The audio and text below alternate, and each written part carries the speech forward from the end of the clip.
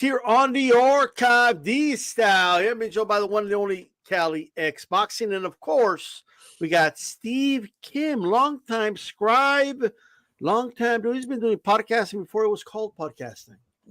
I don't know what they called it back then. What did they call it back then? A show. A show. Well, there you go. Yeah, he did shows. He did a video show. You know what I mean? There you go. How you doing, Steve? Doing well. What's going on, guys? A lot of things going on. A lot of guys pulling out, backing out, getting sick, hospitalized. It's always fun on basketball. People getting poisoned, SWAT teams. I don't know, like passports getting torn up, all types of stuff, and all that. But here's what I want to something that was brought up just a little bit ago, and is this the Ali Act? Apparently. It's been out there a little bit just recently, like the Ali Act. Steve Kim, from what you know, how often is the Ali Act actually followed, and is it necessary? Is it really helping boxers, and is it helping? Who does it help? Does it help promoters, managers, the boxers themselves, us fans? Who does this help? Years ago, I called it the toothless tiger. I mean, in theory, and I think this was legislation brought up by John McCain. To protect boxers, to make sure that they don't just get 1% of the revenue or pennies on the dollar. I think in theory, it was well-meaning, okay, the legislation. I don't know how practical it's been. I don't know how much protection it has actually given to fighters. You can argue, has it really made boxing any better? Fighters fight less, right? There's really no more activity. And now I think there's some outrage that people say, well, it protects boxers. And I said, okay, but I mean, I'll be honest with you guys. And I've talked to people about this at every level of the business.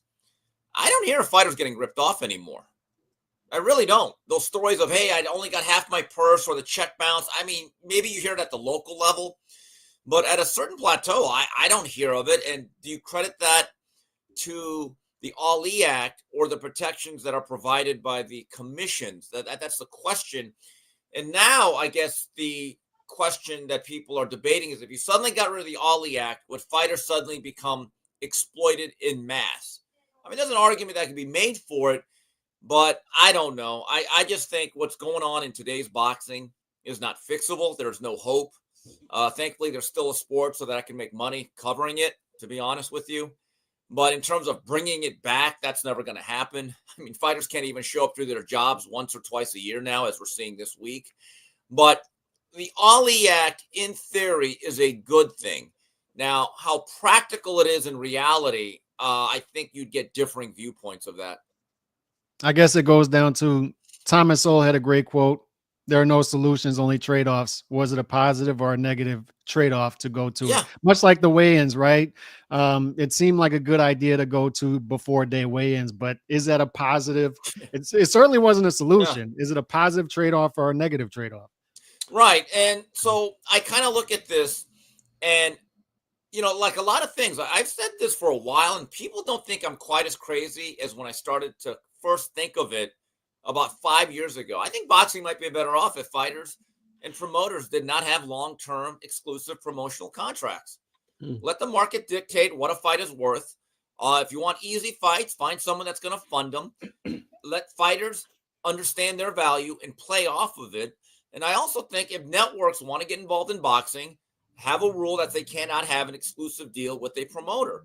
A lot of these, I think you're right about that, about having trade-offs. We've never actually had solutions. We've had things that in theory that have sounded good, but from a practical standpoint of way this game is now run, right, we have fighter empowerment. Certain people are very key about that without actually knowing the business. They love their theories. Meanwhile, the fighters fight less. As Canelo leaves, there may not be another true superstar, guys. I'm just telling you that right now, okay? And I could go into that, why I believe that. And I don't know, is the game any better off? And are the fans satisfied? Please elaborate on that. Why do you think there's a possibility that there won't be another superstar after Canelo? Because from the era that we grew up in, superstars just naturally came up. Right. And you always had another guy in the bullpen. Yeah. There was a system. There was a way of creating a star where young fighters, as soon as they became champions, They were not forced into becoming twice-a-year fighters at 14, 15 fights. They still had to find their way. I looked this up. Mayweather, Cotto, Pacquiao, I think were pretty good fighters, right? When they won their first world titles, they still had multiple years where they fought more than twice a year. A lot of this has to do with the contracted minimums that kind of box everybody into a budget. So basically what you become now is a piece of programming twice a year for a network.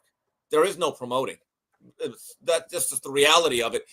And so all of these fighters that we've known about, let's say from Sugar Ray Leonard on through De La Hoya, Pacquiao, De La Hoya, and Canelo, they all had a system where they had to fight more often. They had to take certain fights. They were not boxed in. So earlier in their careers, they actually had to fight their way to stardom. Now they are relegated to a contracted minimum, and it's a game of avoidance and political rivalries. So look, when Canelo is finished, he's going to have close to 70 fights. So there's a familiarity that the general public, that is not guys like you, I, or D-Style, where we follow boxing, but the people in the flyover states at least have some idea who is this redheaded Mexican. Yeah. But if you are a modern day fighter and you win your first title at fight 15 and you immediately become a twice-a-year fighter, no one's going to know who you are unless you're a hardcore fan. So I'm not even blaming the fighters. I think in many respects, the modern day boxer is a victim of this current system.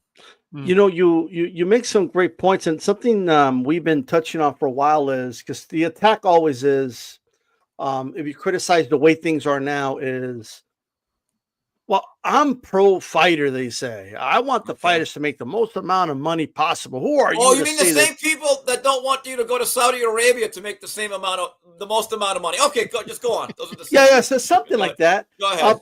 Okay. They sound familiar. Yeah. Okay. There's definitely a correlation there for sure. But yes, but I guess what I always say is this: it's like, look, this is having a profound impact on the little guy, quote unquote, meaning that the fighters are not well known, aren't on TV, aren't, you know, like they just, if the star fighters, quote unquote, not that we have stars, but you know, the ones that are on TV are fighting less often, right?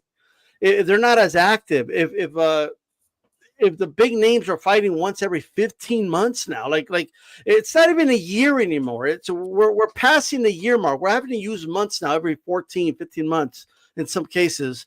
Then that leaves less opportunity for fighters on undercards to make a name for themselves, right?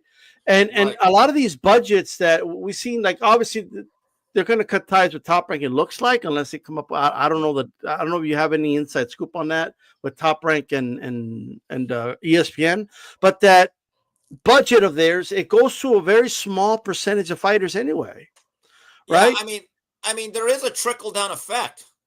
Yeah.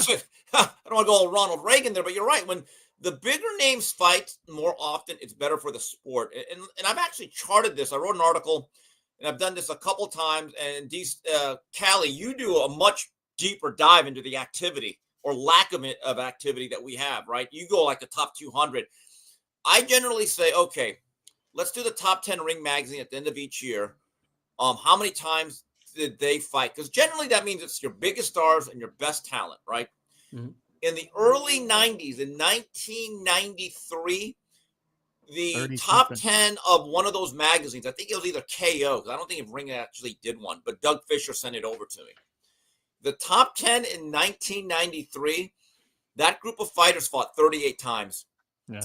The last 4 or 5 years, they don't even fight 20 times as a combined group. So in other words, they don't even average 2 fights a year. How is that good? Think about the National Football League.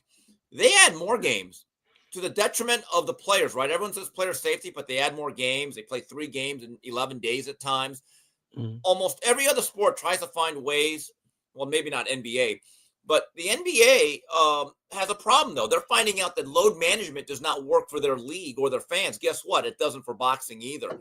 And the thing that gets me, guys, is when I say I want fighters to be more active, the real geniuses say you want them to fight 10 times a year. No, I don't. I'm saying 3 to 4 times. You want to take us back to the 50s when they were fighting 12 times? Yeah. Right. I mean, you're arguing with people with dishonest agendas, and quite frankly, sometimes I think lower level IQs. But with that said, the problem is it's called an erosion. See what happens it's like they said about the newspaper business. How did it go down the way it did? Easy. It was gradual and then it was sudden.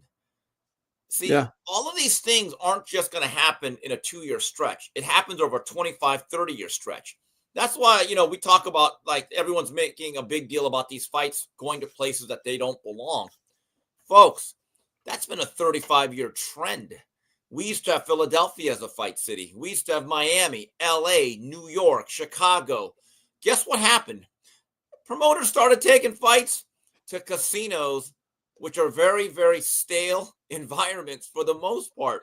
So I always think it's funny. Like, I'm not saying Turkey's the savior. I know one thing. He wasn't the problem the past 35 years. He's just playing to the market he walked into. You're not a big fan of the Mohegan Sun? The Mohegan, or any Indian casino. I mean, I could point out fights where I've actually written about it. I remember I took a lot of heat because when Bradley fought Alexander, and I actually went to the Silverdome. That's one of the more funny, memorable trips by the way. I'm actually glad I went. Me and Tim Bradley to this day still laugh about how decrepit that whole area was in Pontiac. And I said, if this is a fight to save boxing and to create a new star, I said, I'm with you. But we need to have it in Atlanta, where there's a really good metropolitan black population with money that it would draw. Mm-hmm. We should maybe have it in St. Louis, where Devin Alexander would draw, but Bradley wouldn't do it. But let's have it in an area where people are going to actually show up. And if this is going to be the agenda, let's do it the right way and have a fight in an area where it's going to be an attraction. Well, now it's funny. Everyone's 20 years late on this argument. It's really dishonest. They're all showing up now. Yeah. They're all showing up now. But Steve, as far as the activity thing, you talked about the trickle down, and it trickles all the way down. And that's a big problem to me, because Oscar did this thing on his Clapback Thursday. I got to say, his Clapback Thursdays, the editing is great. Very well produced. It's high. He does it. He does it well. It's high value entertainment with that. But he does say some things I disagree with, especially when he goes after Canelo. I felt last week he went after Canelo for this diva era and stuff like that, right? Mm-hmm. And he compared himself creating stars with Mayweather and Pacquiao when he fought them, and these other fighters are not becoming stars with Canelo. What he left out, though, was we talked about how almost a decade before he fought De La Hoya, Mayweather was Ring Magazine Fighter of the Year, fought 6-7 times, fought Genaro Hernandez for a title 2 years into his career, defended not even 2 months later against Angel Manfredi. He's fighting and fighting and fighting and putting on great performance after great performance, right? So he's ready for the moment. He's pound for pound almost a half a decade before he even gets to De La Hoya, arguably. Pacquiao, how many legacy rivalries, not just fights, legacy rivalries did he have in the lower weight classes before that? So these guys built their brand before, and they were ready to take on that spotlight. There's no doubt De La Hoya introduced them to a new market, but these guys were seasoned and were ready to take on that moment. These other guys are just waiting for a Canelo handout, waiting for a lottery ticket. They're waiting for the 401k. Look, I hate when young fighters say, it's such it is such bullshit. Excuse my French. When they do the cliche, well, before I get to money, Mayweather, I want to be pretty boy. I'm like, bro, you fight once a year at 19 fights. Yeah. It took Floyd Mayweather almost 11 years and 37 fights. Yeah, but it doesn't. 37 fights to get to De La Hoya, and he was a champion in 4 separate weight classes and was no worse than number 2 pound for pound. Yeah, he already had a Hall of Fame career. Right. None of these guys were willing to do that. None of them. None of them are willing to do that. They want to protect the O, right? That's the thing. But I guess for me, Floyd Mayweather is an enabler of that mentality anyway, because he presents it in a different way.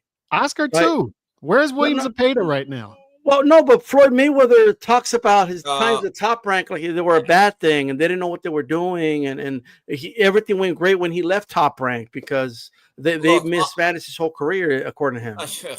Well, that depends. He was saying that before, but he's also told me that Bruce Trampler is the single most important man in my career. That's the matchmaker. Okay. at Top Rank. Yeah, look, he was saying a lot of that when him and Bob, it was the Cold War with Golden Boy and Top Rank. Oscar is much more complimentary of it now. And that's another thing. Mayweather's first 36 fights or 35 were with Top Rank. Mhm. So, here's the issue with the game today.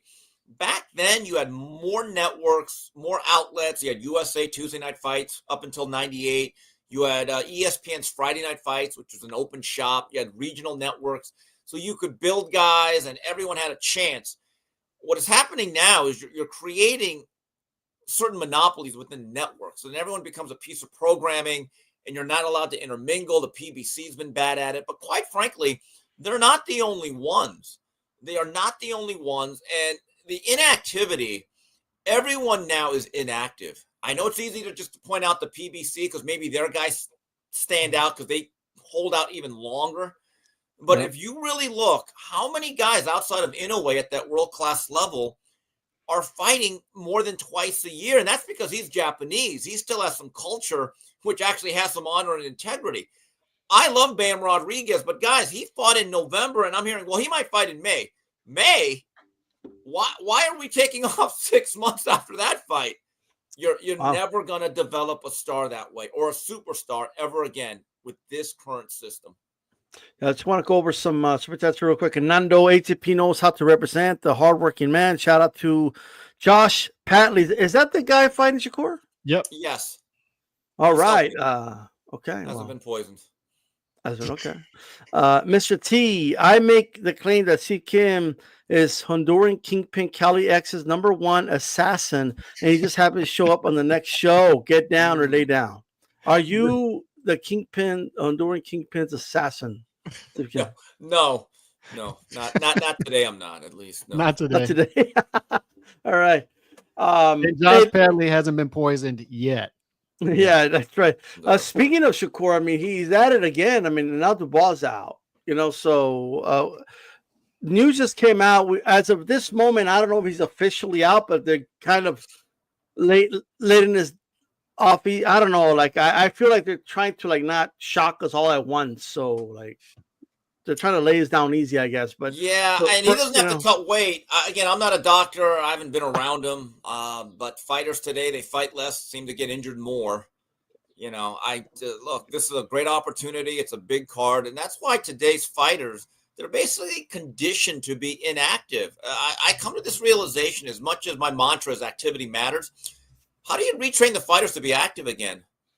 They're not used to fighting that often. They don't, and some of them, I talked to one manager that I've known for years. He says, Steve, I talked to a lot of young fighters that I want to sign. Guess what? Now we're at the point fighters themselves are buying into it. Well, I don't want to fight that often. Oh, God. Okay. It's hopeless. There's no solutions. Oh, man. Yeah, I just don't understand why the Masusa Shakur Stevens is going around rubbing cream on people. You know what I mean? Well, I just want to say one thing. Snack is not poison. And in fact, Snack is the elixir. And I just want everyone to know. Is that what you use when you go do your assassin? And every night. And I just want everyone to know, get 25% off by using discount code K9Kim. And of everything. Yeah. So anyway. Yeah. So that's K9 Kim. You get what percentage off? 25% off. Steve. No, why has Victor Conte, is it just him being an easy scapegoat because of his past? Why has he become sort of this guy that everybody goes after when they need an You just alibi? answered the question, Calix. One word, Balco. Yeah. That's why.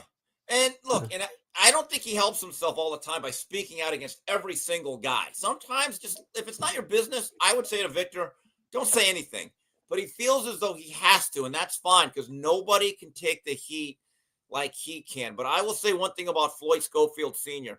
If this whole boxing dad thing doesn't work out, he's got a great future in fiction writing.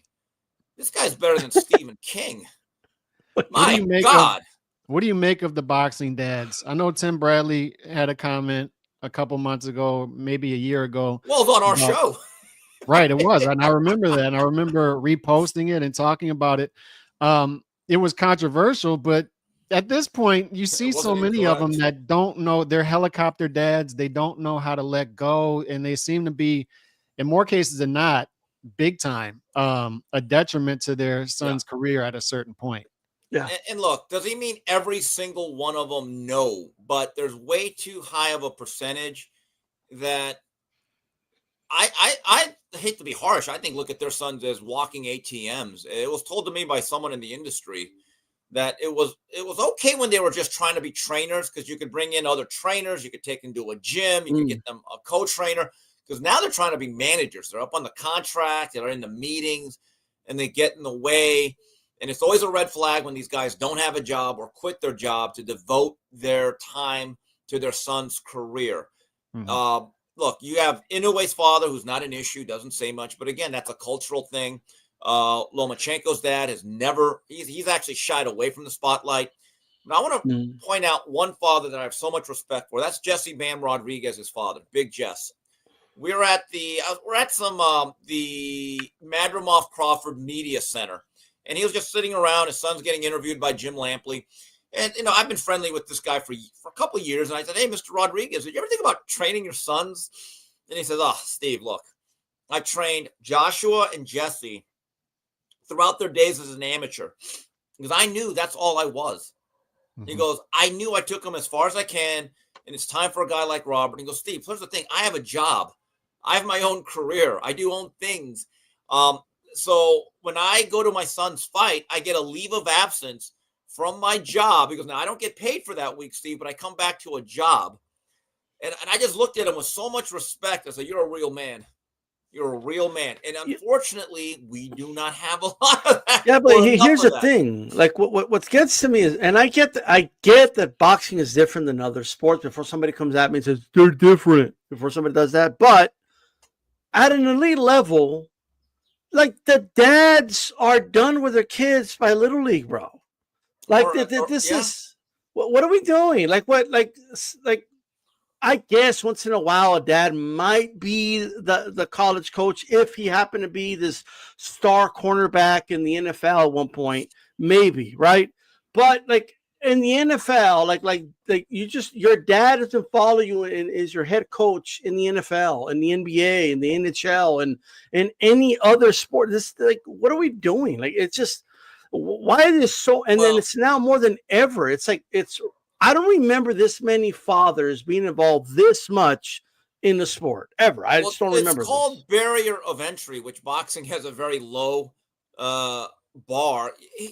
You're right, because we see a lot of athletes in other sports who are offspring of former professional athletes, and they might coach them at the youth league level, little league, but they don't get to go maybe at high school if they're specifically working at that school. But once you get to the professional ranks, a lot of the fathers actually pull back. They understand, like, hey, as soon as you go to college, we're now going to entrust you with a coaching staff, and I'm done, right? Boxing is really interesting in a sense that a lot of these fathers, I think it's a complete red flag. And the manager, I've spoken to two managers just recently who said, Steve, we're doing our best now that if we are now recruiting a fighter, we try to very gently say, hey, your father's not going to be involved, right? Or your parents at all. I know some of them that flat out won't even touch a fighter if the father's involved. And quite frankly, I don't blame them. All right. Well, some people are saying, I guess, helicopter dads are all the way up to college now. With the NIL package, they are. They are in the being in the basketball world. I can tell you that's true. The good coaches seem to be able to get that under control. The problem is, somebody mentioned it earlier in the chat, it is across the board. Boxing's ahead of it, but it is across the board. You're seeing the deterioration. You talked about the erosion, Steve. It's in football. You see the NFL product as far as on the field is worse than it's ever been. College football as well. Basketball, NBA is it is atrocious. It's unrecognizable. It's not even the same sport. And it starts at the bottom level. It starts with things like that. Not being able to actually coach these kids because the parent is so involved and doesn't want you to actually coach them. It's sad stuff. I don't know. It just the whole thing is just, and the thing is that now the dads are becoming, they want to be the star of the show. Right, the manager. They want to actually manage. That's the thing, and you're just like, geez, it's like, Well, they want to be the star, Steve. well, Like that too. when we brought on Schofield, he was just like a 17, 18-year-old kid. Brought him on the podcast. He was by himself. His dad was in the background. College was shout out to mom, but he didn't know it was Floyd Schofield I Sr. thought that was his mom. But Oh, nonetheless, wow. and I have the clip, by the You way. I have the clip. misgendered the guy. You ought to be ashamed. You know, of yourself. but the thing is, like, it was just him by himself. He was answering 90% of the questions. He did just fine, right? When I invited him back on, and now Schofield Senior, he's on the camera, right? And now he's answering 50% of the questions. When I got him on the third time, now Schofield Senior is taking up 80% of the camera. And Doesn't he run his Twitter account? He does. He runs his Twitter account. He runs his Twitter account. He runs all of his and Floyd Jr. said that his dad runs all his social medias. He doesn't even go on social media. So that's him. But here's the thing, guys. He's not a kid. He's like 22. What is he? 22, 23? Yeah. You look at Abdullah Mason. His father is the trainer, and I still have not really seen his father do that much media. I like Mr. Mason. I've met him a few times, had a few talks with him off the record. He seems like a very well-adjusted, normal human being.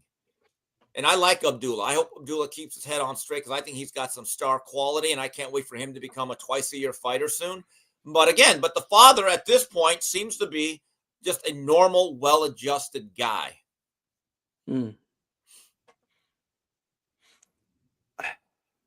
I mean, we are where we are with it. What out of all the things that Schofield Sr. put out, they broke into the house and tore up the passport, the SWAT team. They planted drugs in the rental car, but they let me go because the motor was cold. The motor was cold. Oh, God. I'm just telling. I mean, so that brought new meaning to the term passport, bro. But I'm just like, wait a minute. Do you want the fight or not?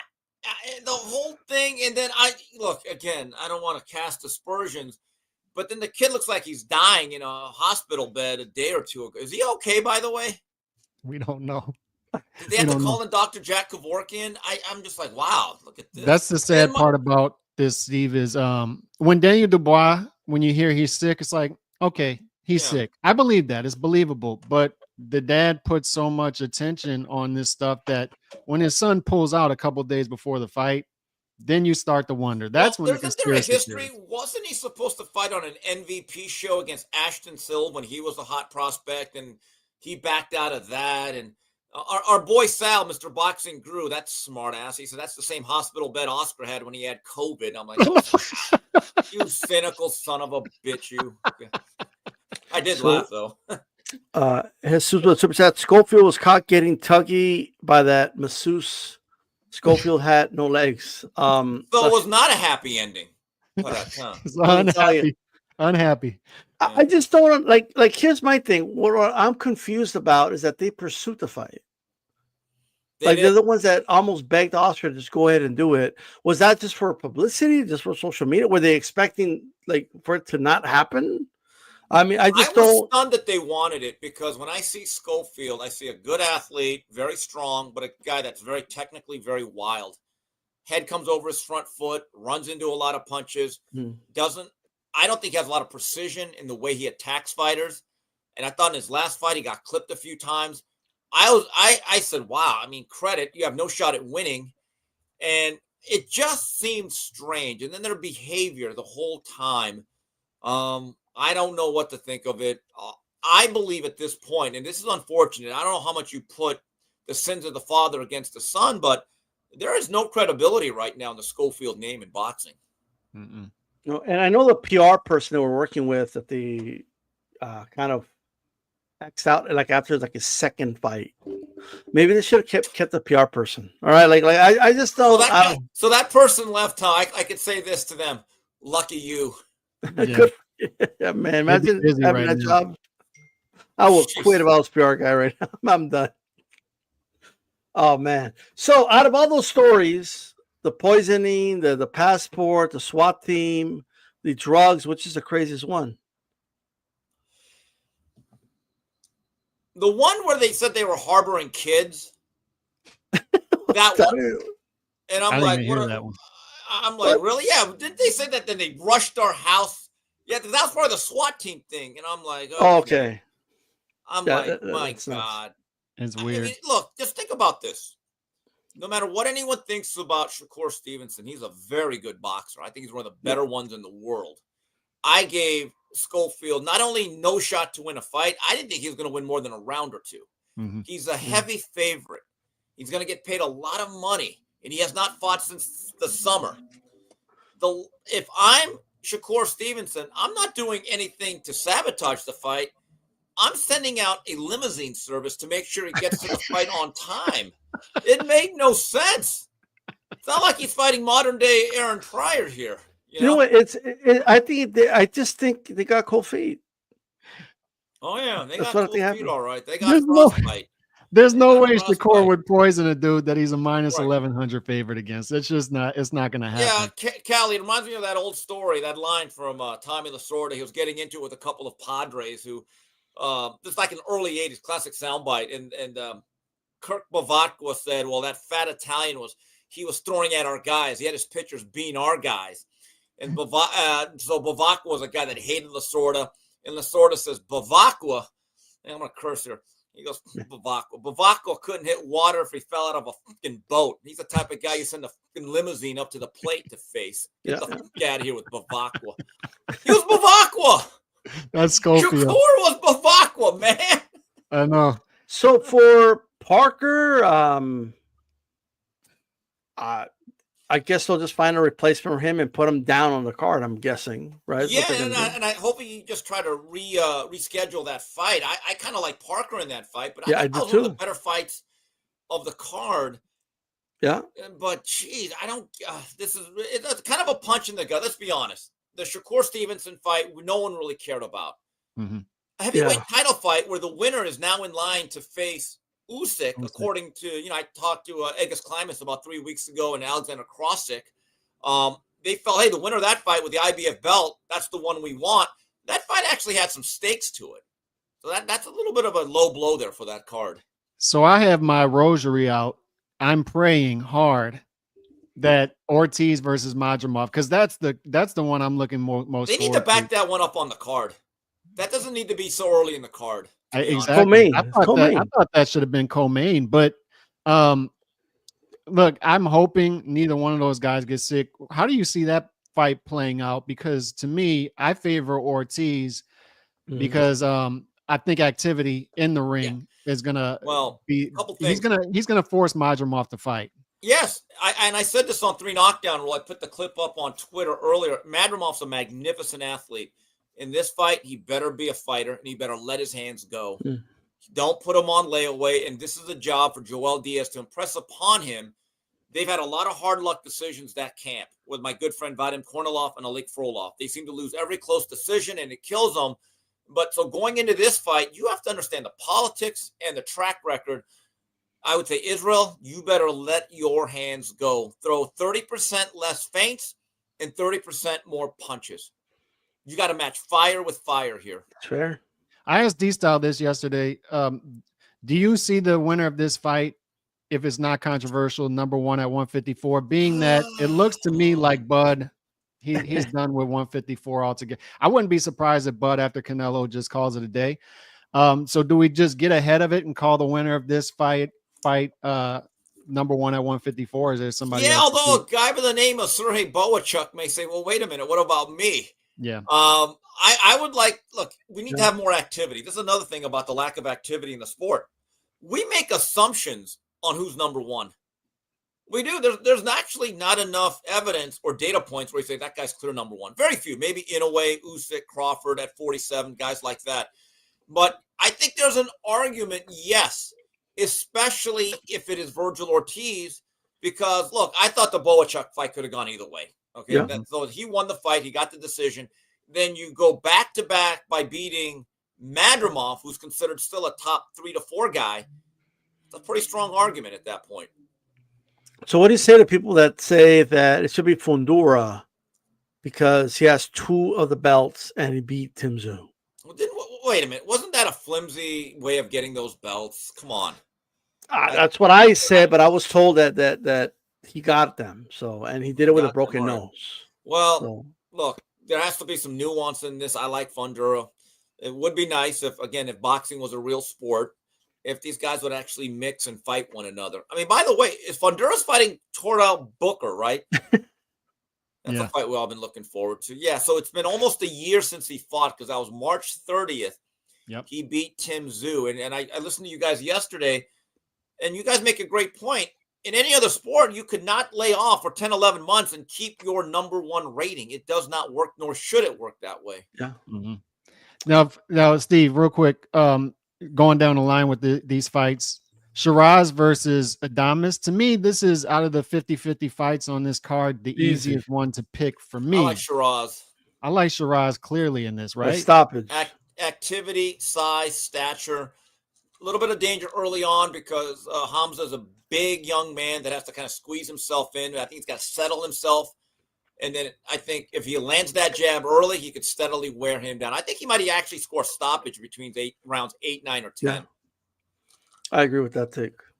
Big Bang, do you see him winning, or does Caballero? Yes, I do. But Caballero's one of these guys. He just knows how to operate in there, and he's used to facing big guys. But, man, Bang can hit, though. He can. And Caballero, though, has pulled some upsets. I'm gonna go with Big Bang here. To me, it seems like when there's upsets in the heavyweight division, it's a big punch, it's a knockout, it's shocking. Zhang has a chin to me. He seems sturdy. So I just like him to win this fight. And Boazzi versus Callum, who you like in that one? I like Boazzi because I think he's the real light heavyweight. In the Hutchinson fight, I sensed a little bit of growth. That fight was not that close. That there's no way that should have been a split decision. Boazzi is a guy that I think has been very, very carefully guided despite his amateur credentials. I think he's been moved a little bit slow, but he seems to be gaining some confidence. And I look at Callum as more of a smaller fighter despite his stature. So I'm going to go with Boazzi here. The big one, the rematch. Who are you favoring in that one? Bivol, Beterbiev. It's tough. I think it's going to be the same type of fight. And on 3 knockdown rule, I just kind of shaded Beterbiev. Can Bivol actually land a few punches that dissuade Beterbiev's forward march? I don't think he was able to do that. Maybe things change, but I say it's going to be another nip and tuck affair. And based on the way things went back October 12th, with Beterbiev kind of being the stronger fighter down the stretch, I do shade Beterbiev in the rematch. Now, Bivol, you've interviewed him. I've seen this, and you've seen him train. Does he have the temperament to make those adjustments? Because to me, he's the most versatile. You could argue he's the most versatile fighter in the sport. So if anybody can make adjustments, it could be him. But does he have the temperament to trade with Beterbiev? The problem is, if he does do that, he may actually be going into the Venus flytrap. That's the issue. One thing about Dimitri, he's a very intelligent guy. There's no doubt about that. And he has a very high boxing IQ. And as you guys spoke about yesterday, I like the fact there's some accountability. He's not whining, bitching, and moaning like most boxers would, or certainly American ones. And I think he realizes he has to do a little bit more to be more definitive down the stretch. The question is, if he stays in that pocket and digs his heels in and punches off his front foot, does that leave him more vulnerable? That is the question. It's a bit of a catch-22 for Dimitri. I worry that this could turn into an ugly fight if he does go the opposite route and try to stink it up. But I would argue the uglier the fight, the more it favors him, and whether we like it or not. And the thing is that I just think, and like I said yesterday, he looks at it like a puzzle he needs to solve, right? So he knows he can't trade with Beterbiev. Like, he knows this. So he's like, well, I can't do that because I'll get knocked out. Right? Like that. So he needs to find another way to do it. And he's gonna have to be creative with it. And I think he can steal rounds. I think he can, if he lets his hands go more at the start of the round, at the end of the rounds, that could be enough to sway the judges in some of those rounds to do the Sugar Ray Leonard tactic. When I was in Saudi Arabia for the Usyk fight, was that December 21st? I spoke to a lot of people that were there October 12th. I was actually surprised at the ones that were actually in the Kingdom Arena that day. And again, I watched it on TV. Um, the majority of people there had Bivol winning. And again, it shows you it's a different fight there, ringside, and watching it on TV. So just keep that in mind. There's a pretty good amount of people that surprised me that actually said they thought Bivol won that fight. When you were in Saudi, what was the vibe you got? Is it safe for boxing fans to travel out there? Yeah. Is it a good environment Yeah. at the fight? Law abiding and don't act the fool. These people are they want people there. This is about a tourism thing. The country is incredibly modern. At least Riyadh is. I mean, every building seems to be like 3 years old. Modern technology. I mean, the airports in the Middle East where we were had some layovers are incredibly opulent and luxurious and clean. We went to Bahrain. We went to, I think, Qatar was one of our stops. We were amazed just by how glamorous that whole thing is, right? And so the people, it seems like everyone knows English. They're very courteous, and you just have to mind their rules. There's no drinking. You have to be with your spouse who you're married to if you're going to have relations with. But again, that's the culture. You have to follow those rules. And as you're driving into the city, the one thing I noticed, there's Burger King, there's McDonald's, there's Dunkin' Donuts. Every American brand, every corporate chain that you can think of is available there. Financially, as far as compared to Vegas, is it doable for an American boxing fan? You throw away the time stuff. The flight itself is going to kill you. It is. The flight is a much more expensive. But you know what? Vegas ain't exactly cheap anymore either. There's a lot of complaints about people about that whole Vegas casino industry right now. But is it more expensive to go to the Middle East, especially if you want to book a business class flight? Yeah, there's no doubt about that. That's not even a question. How scalable do you see this? Like if you look 3 to 5 years out, we all know the 2030 vision. We don't need to go over that again. They want to consolidate the sport and bring it back there. Do you see this boxer league getting off the ground? Do you think that this is realistic? I mean, I don't know if it's realistic given the fact most boxers, they can't even make it to the dance once or twice a year. Look what's happening to this card. Is it feasible? I really don't know. I just think, again, the hypocrisy of some of these people, and they've said for years we need more of a boxing league format. We need more organization. We need more structure. We need it under one umbrella. Well, finally, someone has the guts to do it. But because it's Turkey al-Sheikh, all of a sudden, that's a bad idea. I mean, here's the thing that I think is amusing.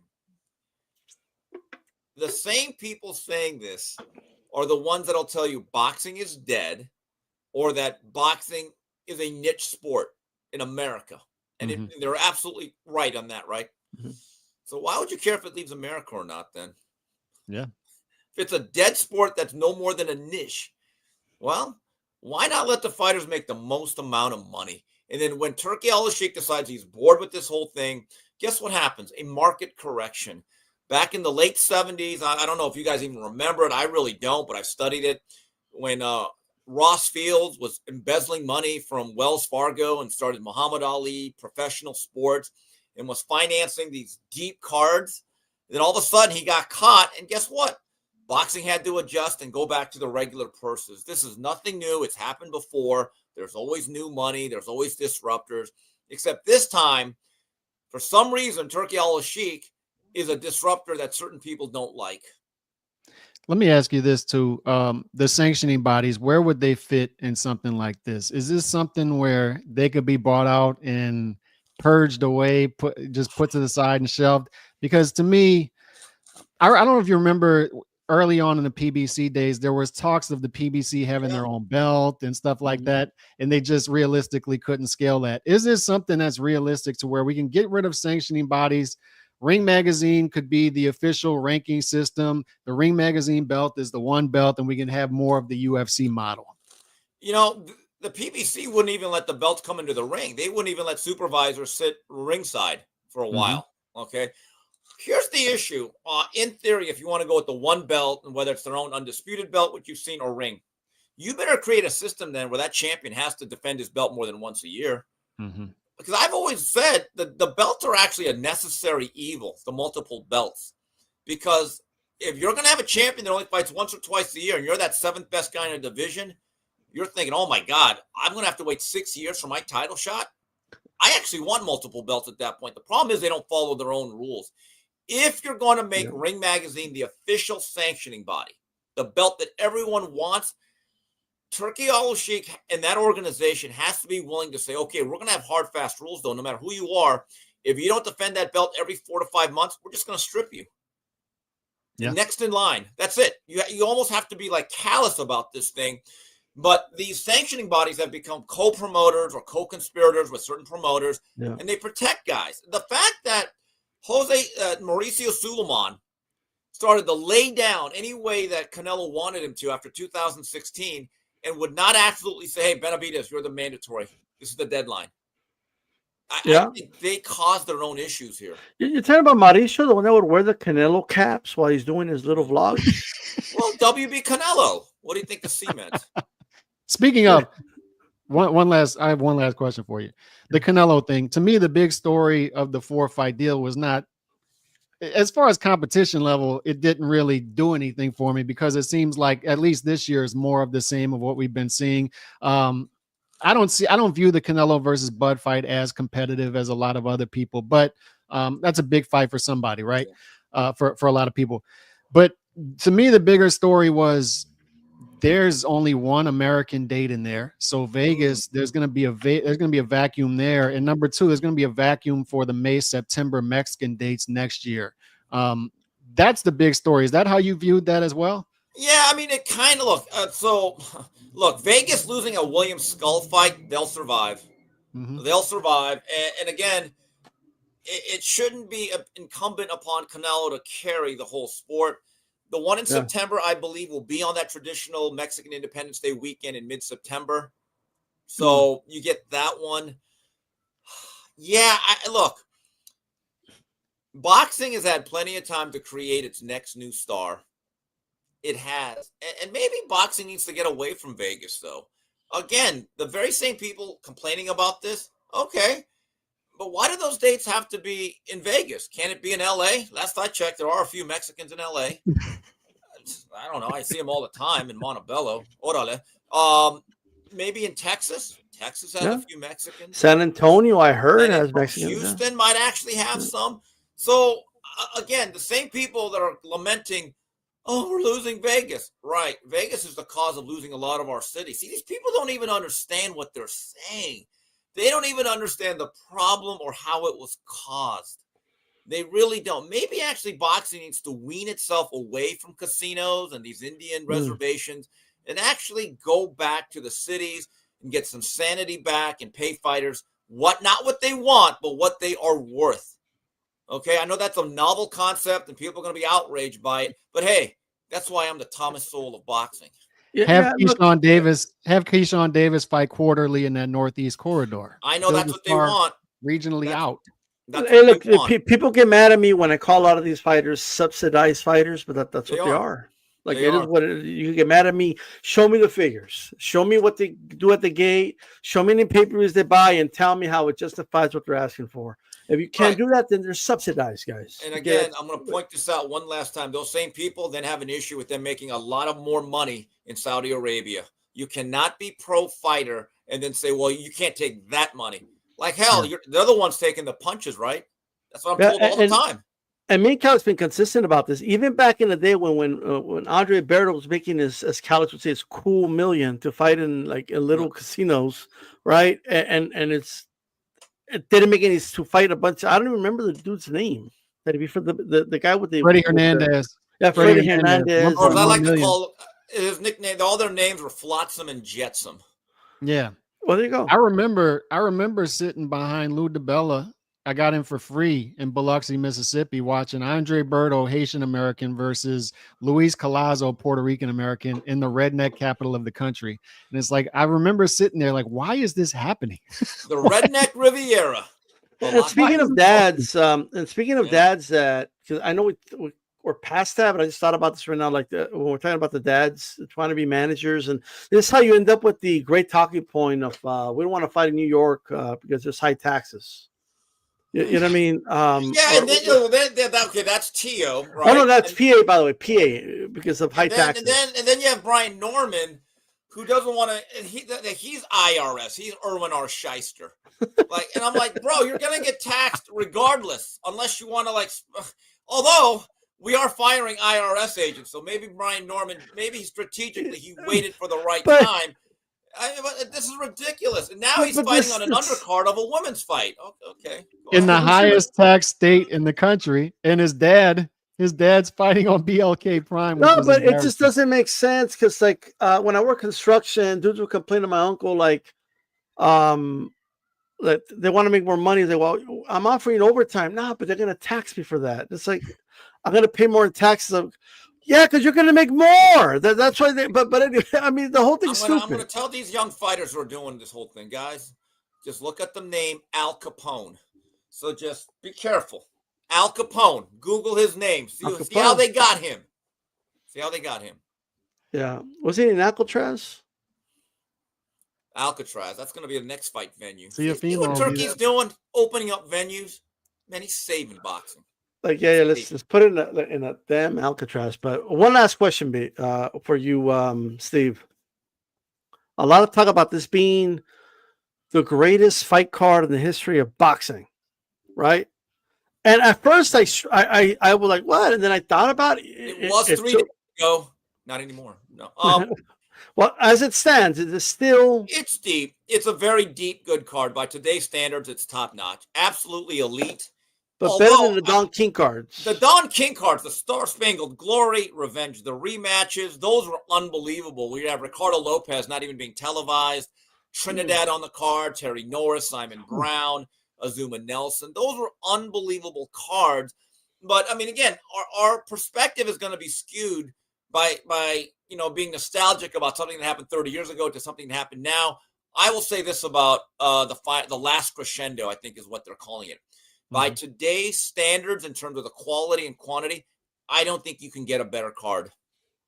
That's a great card for sure. One last question I have before we leave: how many Riyadh America cards do you think there's going to be?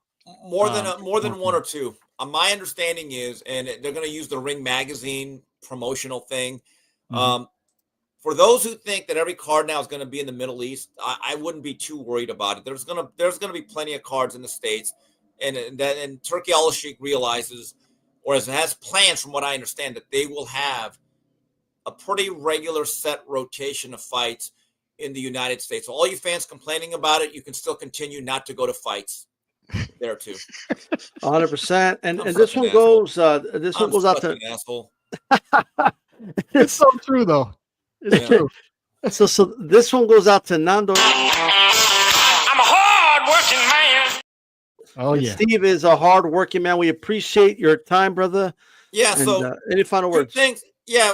First of all, thanks for having me. But this Saturday, 3 Knockdown Rule gathering fight watch party at Hustler Casino in Gardena, California. Come out there. We're going to have a great time. A lot of fight people are going to be out there. I can't say the names, but guys that you know. And also, don't forget, K9Kim, snack.com, 25% off. There we go. Get that 25% off. Right, and then you could become part of the conspiracy. Yeah, don't poison any more. This ain't poison. This ain't Beterbiev Dubois. This ain't Junior Jones. This ain't poison, dog. Just let you know. This ain't poison. There we go. All right, guys, have a good one. We're out. Peace.